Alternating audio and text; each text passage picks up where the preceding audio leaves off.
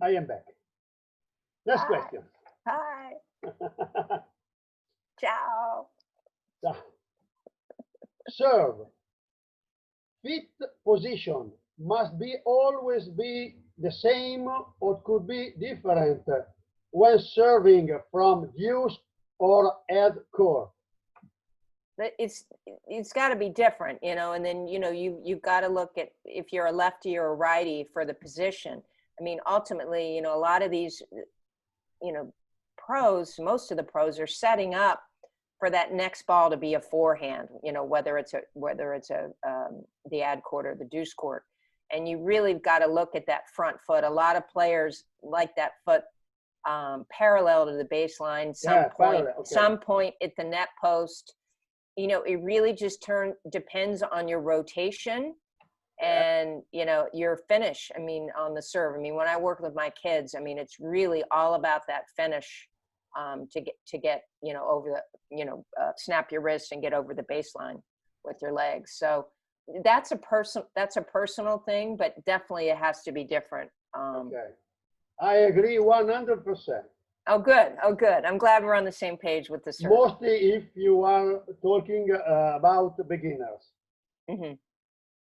Yeah, and I'm not a cookie cutter sort of person in anything really, and I think everybody needs to find their own style with the serve, with their strokes, and it's. I know you've studied a lot and all the rest, and those things are great, but you also have to look at each student as an individual and see how they strike the ball, and it may be a little unique, and that's what makes it special and different, and then work with that.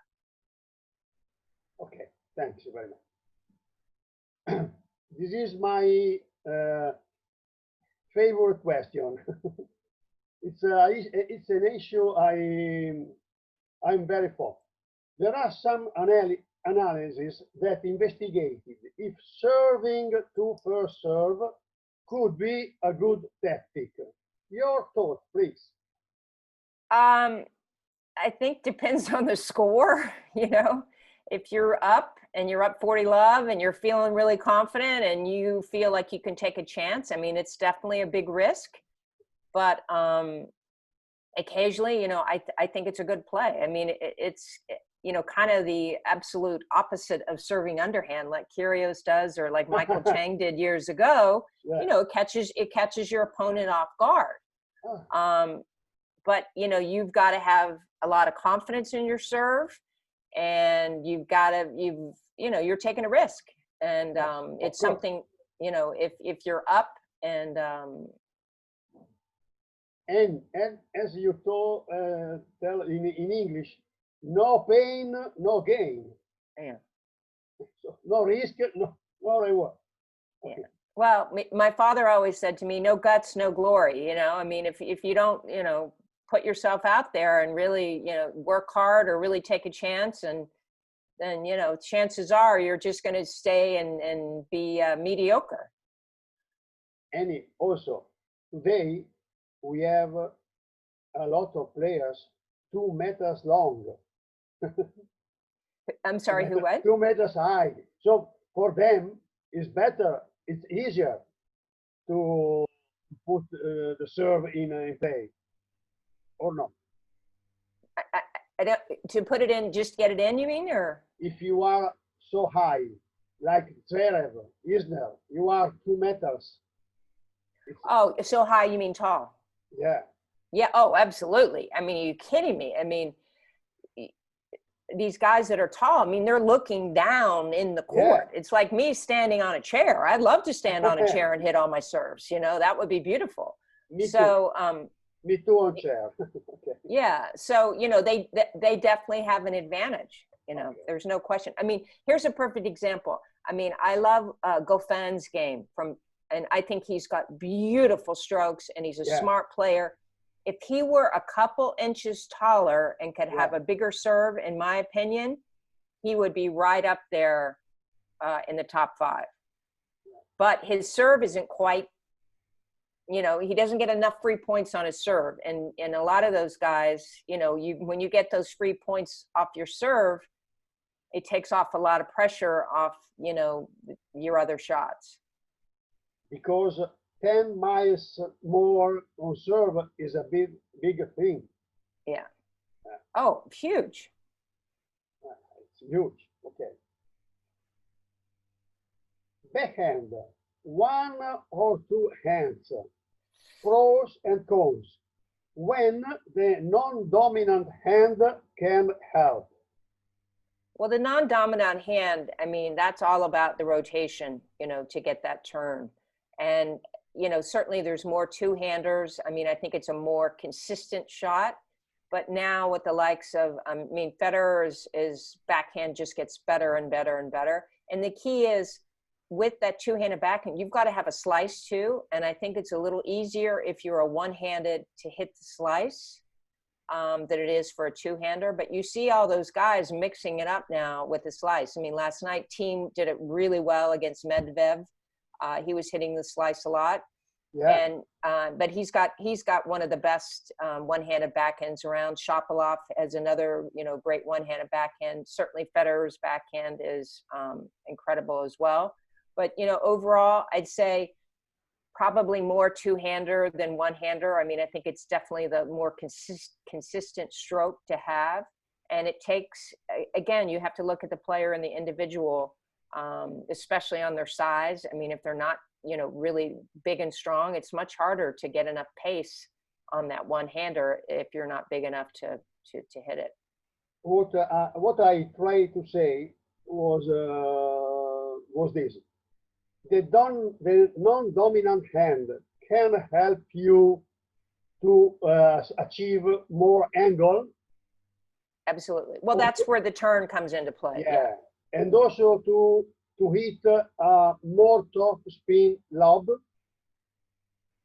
And the drop shot, you know, the drop shots become, it's back in style. I mean, I actually had a pretty darn good drop shot. It's one of my better shots. You get to have some feel, but, you know, these guys are banging out at the baseline. And, you know, at a certain point, you have to mix it up and change things a little bit. And the left hand, you know, if you're right-handed for balance, you know, you need to have good balance. And that left hand, sometimes it doesn't look like it's doing too much, but if it's not doing the right thing, then you're a little off balance. And, you know, when you can't afford to be off balance these days at all.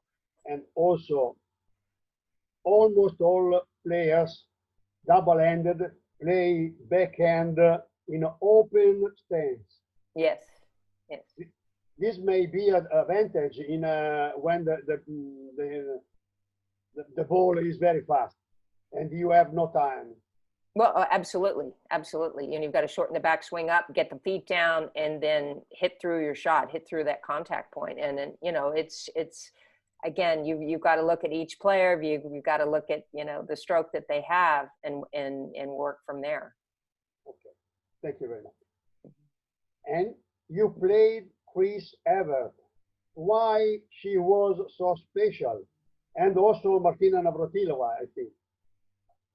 Well, they were polar opposites. I mean, Chris, you know, was they were both extraordinary competitors, but you couldn't really rattle Chris. I mean, Chris really was focused, and you couldn't tell if she was winning or losing usually.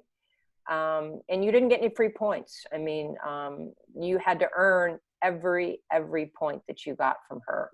And Martina could miss a few more balls. I mean, she was a little more overpowering with her serve and volley game and a little stronger, but she could miss a few more balls than Chris could. I mean, I was fortunate enough to play doubles with Chris in the Hilton Head tournament on clay, and we beat Steffi Graf and Tom Vier from France to win a doubles title. So that was a lot of fun, and certainly learned a lot playing. I think 1 year I played with Chris at the French and Wimbledon, and then at Hilton Head we won that tournament. So this is a new question, just suggested by you. You were a very good double player. What? I'm sorry, a doubles player? Okay, you were a very good double player. That was pretty good, yeah. Okay, very good. Yeah. If you have a lefty you put the lefty player on the hard court or the deuce court? That's a really good question. Again, it depends on the partners and it depends on the returning. I mean, I typically like the lefty on the deuce court, so you have the forehand volleys in the middle. Oh, I agree 100%. Yeah, but I mean, I like playing the ad court because my forehand volley is probably my best shot, and so I want that shot on. I'd rather hit that on the ad side than a backhand volley from the deuce. But it just depends. I mean, Yeah, but okay. if I had to say, I had to pick, I would say that the lefty should play the deuce court. The Bryan brothers put the twin, the lefty twin on the right side, I presume. So they have both the forehand volley in the middle. Yeah, I mean, that's typically what I like, but. I like to. Thanks. Mhm. And how many hours of play to adapt at a new surface and the new balls? Well, a lot of that depends on how far you're traveling to. I remember we had to fly to Japan. I mean, oh my goodness, just the jet lag to go from the U.S. to Japan. I'd wake up every morning at 4 a.m. and I think it was dinner time at home, and I was just standing in line till the coffee shop would open at 6:30 because I was so hungry. So, the body's got to acclimate depending how far it is. Then you're playing on new courts. And the conditions. I mean, it may be, cooler where it's a little more moisture in the air and the ball's heavy. So you need, I don't know, at least 3 or 4 days usually to get acclimated and to play on those courts and to, and possibly more depending on the time change. Which change is more difficult? From clay to cement or grass? From grass to cement or clay? What do you think? I would say from grass to clay. From grass to clay is very difficult. Yeah. I mean, the French Open, I actually played, I loved Paris and I played well there. I got to the round of 16 of singles and semifinals of doubles one year, but I was not really a clay court player. I'd rather be on grass. And I was always excited. I was like, oh my goodness, the grass. But, still it takes a transition and in time to get your game suited for the different speed of the courts and the kind of balls that you're hitting. Thanks. The question: are you tired? No. Am I tired? No. It's early here. It's early. It's early in Los Angeles. Lob, is it different from your times?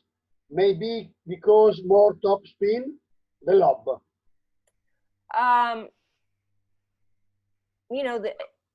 There's definitely more topspin. It may not be used as much because players aren't coming in as much as they used to, but it's such an effective shot. And I'm a huge fan of the lob. I mean, again, for variation of the ball and to catch your opponent off guard so they don't get grooved to think that, you're only going to hit a pass and not hit a lob. But you've got to be really aware of the court and where the player is and, and what shot you hit better.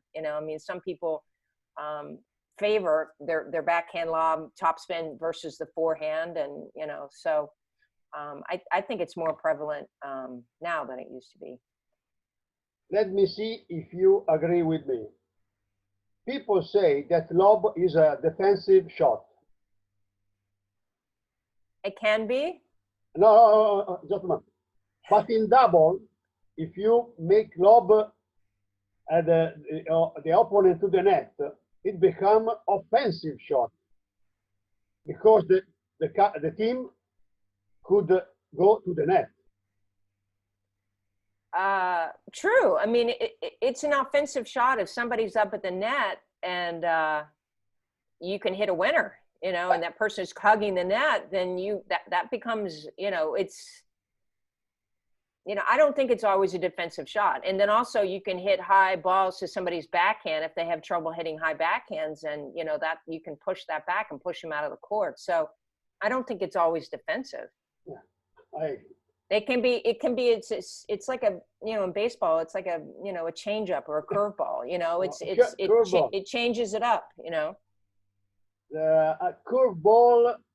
It's a short scene from a movie with Clint Eastwood. Give me a curve. You like the cinema, huh? Yeah, yeah. Okay, very good. Oh, when the movies are about sport, when movies are about sports, Yes. and in the United States, a lot of very good movies are about sport. True. In Italy, not so much. Well, one of my favorite movies was Italian, Cinema Paradiso, about the Oh, Italian. That's yeah. my favorite. Yeah, I love that film. Mm. If you remember, in the Cima Paradiso is a small town of Sicily. Uh-huh. No tree, no trees, no tennis court, no nothing about sport. No. Unfortunately. Okay, well, almost finished. Huh? Times are changed, but probably one thing is the same when you play tennis. The superpower of East European players, women, I mean. What do you think? Gosh, I think they've hit a lot of balls on clay. I think they've hit a lot of balls on clay courts, and I think I think there's more distractions here in this country. But you know, I could be wrong, but and there's you know, Americans have more choices of things that we can do, and there's definitely a great focus on training over there, and discipline, and not that there isn't here, but I just think there's more distractions and choices in the United States. Okay. Another question. To grow on cement, like probably in California, is a minus or a plus? To grow on cement. To grow, I'm sorry? To grow on a hard court. To grow up on a hard court? Yeah.